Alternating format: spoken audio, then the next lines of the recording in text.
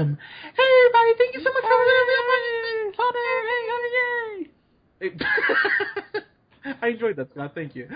Can we get like an applause track to put in there so that we can have like maybe like a bunch of like 9-year-olds just cheering really loud? Yeah, yeah, oh yeah, go Hunter, yeah. That's very weird that you would specifically say 9-year-olds. Well, young children, you know what I mean, in a very non-sexual way. Okay, I was going to say, don't be calling me Roman Polanski, Scott. I was about to. Yeah, that's a very film reference. So if you guys don't get that reference, go ahead and Google it. Guys, thank you so much for listening. You can go and subscribe to us here on SoundCloud at The Real Pineapple 775, and like us on Facebook, and follow me on Twitter at JHunterRealPineapple, and follow Scott at Nearman the First. Guys, thank you so much for listening. We're going to talk about, I don't know if it's going to make my top list, but actually, that's a lie. It'll be in my top list. It might be low, but it's going to make my list. We're talking about Finding Dory. So, real quick review here of Finding Nemo. So, fun fact, I hadn't seen Finding Nemo until 2 weeks ago. Blasphemy. I know. Well, okay, so, to be fair, to defend myself a little bit here, one of my little sisters, I used to coach her basketball team, and so the team, they're like when things were going bad or whatever, they would just say, just keep swimming, just keep swimming, just keep. And Scott, you have to understand, like 12, like 8-year-old saying that in unison every freaking practice you have, it would drive you borderline insane. And you had no idea what the reference was. Yeah, so then when I knew what the reference was because I finally looked it up. I was like, oh, I'm never watching Finding Nemo as long as I live. But so that just ruined it for you. It really did. But then, everyone told me, hey, it's really good. I'm like, oh, all right. And I gotta say, man, as far as a rating, I'd give it a fan-fucking-tastic. I think that movie is one of Pixar's best. It's right behind. It's a classic, for sure. It really is. It would probably go Toy Story 2, Incredibles, and then Finding Nemo for me. Like I adore Finding Nemo. It's so well done. And the first 5 minutes when Coral dies, I was like, Pixar, what are you doing? I'm like, we're 5 minutes in. So going into Finding Dory, to say the bar was really set high would be a huge understatement. So, not to give away my rating, but while it's not as good as Finding Nemo, it was a lot better than I thought it would be, if that makes sense. For sure, I totally get it. So, yeah, let's kind of just get into the plot here. So, basically, the plot is really simple, actually. So, basically, Dory, she's kind of just swimming around, hanging out with Marlin and Nemo, and she kind of has this, she has this trigger that takes her back to her childhood that makes her remember her parents, and it really is about her remembering her family, and it's about her going back across the ocean to go ahead and find the family that she forgot she had. And I gotta admit, for some reason, like, this movie did a good job of, like, how do I put this, of, in the first movie, playing off her illness in a way that didn't seem mean-spirited. Mm-hmm. But then in this movie, it played off it in a way that was very serious and real, if that makes sense. Yeah, like her memory loss you're talking about. Yeah, like the way they were able to flip the script, I was actually really impressed with how they did that. And it really seemed effortless, to be totally honest. It's very seamless for sure, and didn't seem forced at all, because that's who Dory is, and that's kind of her character in the first one, and they just kind of ran with that, and it led to really good places, and it led to, I mean, the ocean is such like a large canvas to work with, and you can do so many different things with it, and Pixar alone is so good at coming up with storylines and emotional plots that, you can almost, it kind of led to itself, this movie. So, it's another Pixar great, It's like I totally agree with you. Not as good as Finding Nemo. Finding Nemo for me is one of those classics, and I saw it a time that I was young enough to, well, I'm not that young, but young enough to really appreciate it and kind of really, really enjoy it as a youngster. But, yeah, I really like this. I mean, Ellen DeGeneres is really good at voice acting. She's one of the better voice actors that I've heard in a while, especially through Disney. Yeah. I gotta say, so I love Ellen. Like, even when she's has Taylor Swift on, it's like, oh my god, you're so wonderful, and I just want to throw up into a bucket. I just love Ellen. Like, how do you not love Ellen? I mean, she's just wonderful. She comes out, she actually can dance, unlike most white people. She's just. She loves dancing, that's for sure. And she's just fun. Like, it's really hard to not watch her show or just see her and not be like, oh my god, I actually feel instantly a little more cheerful. And she's married to Portia de Rossi. God damn it, it still makes me sad. What a shame she's lesbian. But anyways, but she's an incredible voice actor. You hit the nail right on the head. When she has to kind of deliver the like emotional impacts of this movie, because it does really all run through her. I mean, just even the way she makes her like voice quiver and stuff like that, I was so impressed with the way she portrayed Dory this time around, and she really gets to kind of show her range as a voice actress, to the point I'm not gonna lie, I might have been tearing up towards the end of the movie. So, spoiler alert, by the way, for this movie. So, at the end of the movie, she finds her parents, and Scott, I knew it was coming the whole time. You know she's gonna find her parents, but when her mom's like, "You found your own way," Jenny, who's voiced by Diane Keaton, which I was like, "Oh, that's awesome." But when she tells her like, "You found your way home in your own special way," I was like, "Oh, Pixar!" You got me again. Yeah, it gave me the feels, man. I won't even lie. It was so sweet. And when it flashes back to her as a little fish, little baby fish. Yeah, a little gup. When it flashes back to that, it's so endearing. Just like the little bits and pieces she's able to get from her memory and remember. It was really sweet. The character that stole it from me was Hank, who was the octopus, voiced by Al Bundy himself. Ed O'Neill. Good old Al. Dude, Ed O'Neill was great as Hank. He was right on that. He was pretty much Al Bundy in octopus form. It was wonderful. How does he always nail the emotional stuff too? Like, don't you feel like he always has that range to be able to get there? You know what I'm saying?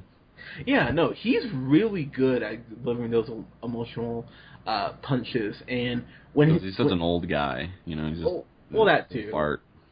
Yeah, and then the fact that at the towards the end of the movie, of course, he makes his character turn, and it actually feels natural. It doesn't feel forced, and I had to admit I was really impressed that the fact that they were able to really kind of squeeze that in and not have it feel like it was just rammed in. So I gotta give them credit just all around. And can I say Marlin, voiced by the brilliant Albert Brooks? What an asshole! Oh my god, he's a dick. And all I was thinking this whole time, the best thing about this movie is that Nemo is just busting his dad's chops the whole movie, and rightfully so, because Albert Brooks is being just a dick about Dory the whole time. But that's totally Marlin, the Finding Nemo. He was a dick the whole time. Not the whole time because he was looking for him, but he was just like, I don't want to do that shit ever again. And you know what? And you would think after going through all that he would be a little nicer, but no. It really is Nemo. The whole movie is being like, yeah, that's fine. You said Dory. Like, what does he say? The line where he's like, just go over there and forget. It's what you do best. I was like, oh, fuck you, dude. So Dory, rightfully so, it's like, or not Nemo. It's like, oh yeah, you're just mean to Dory, whatever, and just guilts him the whole time. Like, you get him, Nemo, because your dad's being an asshole. But But So tell me, you said that you thought this one was not quite as good as the first one. How and why? I guess because I knew it because it's the same plot basically. It's and not a ton new. not a ton new. One thing I will say, it scares me how good Pixar is with their animation. It like the ocean. You said this off mic. The ocean is so vast and so deep. There's so many things you can do with it, and it takes full advantage of that. There was actually a joke the first time involving Susan Sarandon that I thought, Sigourney Weaver, that I thought was brilliant. I was dying. Where Ellen pretty much name drops Sigourney Weaver, and I was. They always sneak that stuff in. Like, I feel like Pixar is they're so funny in not like the least cheesy way. You know what I mean? It's not like, I never feel like these are kids movies. Like, these to me, I can watch them throughout my entire life and not think that it's like too young, or like they always kind of have that throwing the joke for the adults, or just, you know, the whole main story is very mature. Yeah, so I mean, they did a really good job with that, and there was this line, I can't remember, I think it was something about fish, and they're like, well, when two fish love each other very much, it was something like that, and I was dying, including this reference about Hank the octopus missing a tentacle, which they got a surprising amount of mileage out of. That made me just chuckle whenever Dory brought it up. This is actually a really cool message for, you know, if you have,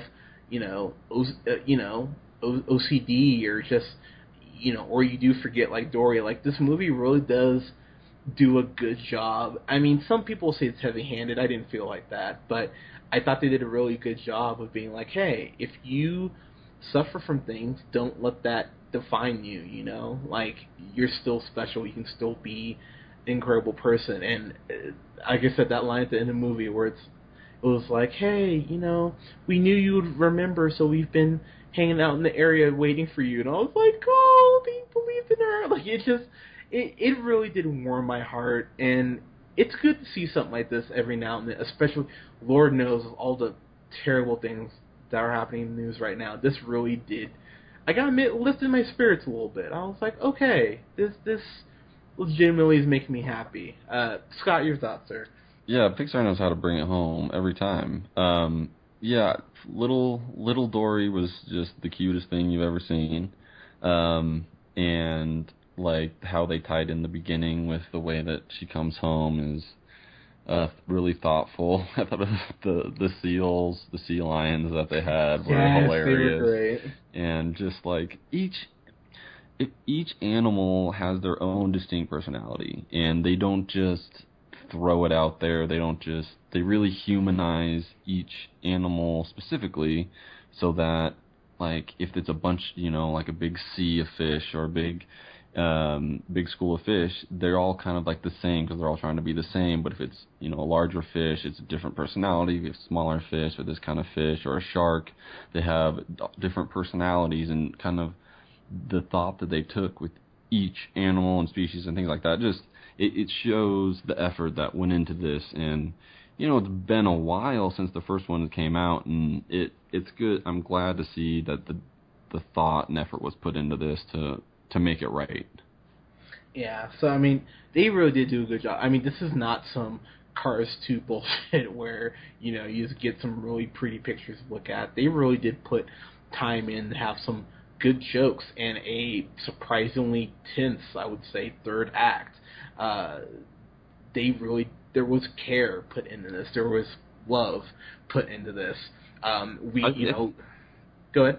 Well, I just was gonna say, I think one of my only gripes was have the third act got tense, but I feel like they connected the dots quickly, or kind of there are too many shortcuts, and I was kind of almost having a hard time following like where they were going. Kind of there's a truck that's involved near the end, and the transport is kind of the big to do in this movie, is that they need to make it to a certain location. And I don't know if it was so much confusing as that it was my only gripe in the movie is that I feel like the end could have been a little bit smoother, and it was a little bit similar to the first one, and a few of the characters are the same, but I think those were probably my only gripes. God, you always gotta find something. Hey, I'm trying to be a fair and balanced reviewer. To be fair, I will at least give you that point. It didn't bother me, but I do see your point. Man, sitting here though, there was nothing that just, irked to me enough to really take me out of it. The one thing I will say, because I don't think people talk about these movies enough, man, the short that played before this movie was one of the best shorts I've seen in my life. And I watched quite a few shorts. I thought the short was amazing that they played before this, and the technology is like the way that they make objects appear wet is like incredible to me. The beginning short kind of really showcased that. Man, it's amazing where the technology has come. Yeah, Piper, that was the name of it. I want to give them their crops, good grief, their props. Man, you want to talk about just how realistic and how flippin' adorable the whole short is. It really is cuteness overload, and not in that sometimes obnoxious like minion sort of way. It was just a genuinely sweet, just cute thing that you watch and you go, man, I'm actually really ready for the movie. I thought the short was, in its own way, as good as the movie, to be totally honest. I was really impressed with the short. So everyone who was associated with Piper, bravo. So getting to my final thoughts, I thought this was so well done. Pixar continues to just fine-tune everything and get their technology even better. And, The Good Dinosaur, while it was just a good movie, this shows that Pixar really isn't in a slump, that they're ready, for what's coming up. And to say that I'm not excited for The Incredibles 2 would be a huge understatement, because I'm really excited for The Incredibles 2. Yeah, expectations are very high for that. Yes, they are. So I'm so pumped for that. But man, this movie was such a solid film. It really did make me happy. I don't think I like it as much as Zootopia. I'm gonna have to rewatch Zootopia before I say that. But this might make my list for best films of the year. So I'm gonna give this a solid A-. Yeah, I agree with everything you're saying. I feel like her journey, she met a lot of the same people, and I feel like they could have done a little bit more with that. Maybe I feel like there's so many characters in the first one, so many different characters. But just Pixar kills it almost, 9 times out of 10, and this is one of the 9. I think it's an A. I really, really liked it, and I think it flows very nicely with the first one in its own unique way. I like that they went the way of the aquarium and kind of the caged animal feel with it, and just kind of brought to light different animals and different things like that. So yeah, really liked it. Give it an A. All right, this is a solid call, man. So, guys, thank you so much for listening. As I mentioned, we will have reviews up this weekend for Daredevil season 1 and 2. I will have a solo review on why Jessica Jones may be the best thing that Marvel has done so far, and we have a review coming up for Ghostbusters, which Ghostbusters. That was more the theme song of Ghost Rider. Well, you know what? Nick Cage can do what he wants. Fair enough. Guys, thank you so much. We'll talk to you soon. Peace.